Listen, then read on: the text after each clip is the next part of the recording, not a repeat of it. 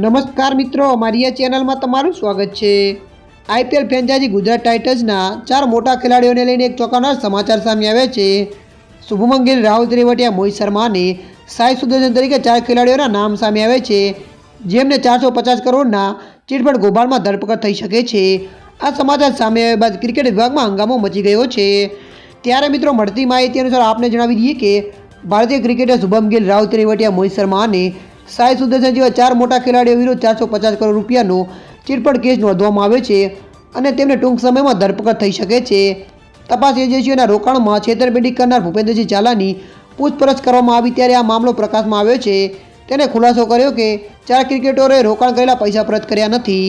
ત્યારે મિત્રો, મળતી માહિતી અનુસાર વધુ આપને જણાવી દઈએ કે તપાસ અધિકારીના જણાવ્યા મુજબ આઈપીએલમાં ગુજરાત ટાઇટન્સની કેપ્ટનસી કરનાર શુભમન ગિલ આ પોન્ઝી ફ્રોડ સ્કીમમાં 1.95 કરોડ રોકાણ કર્યું હતું।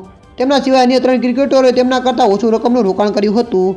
સીઆઈડીના અધિકારીઓએ ભૂપેન્દ્રસિંહ ઝાલાના ખાતાની વિગતો રાખનાર ઋષિક મહેતાની ધરપકડ કરી છે।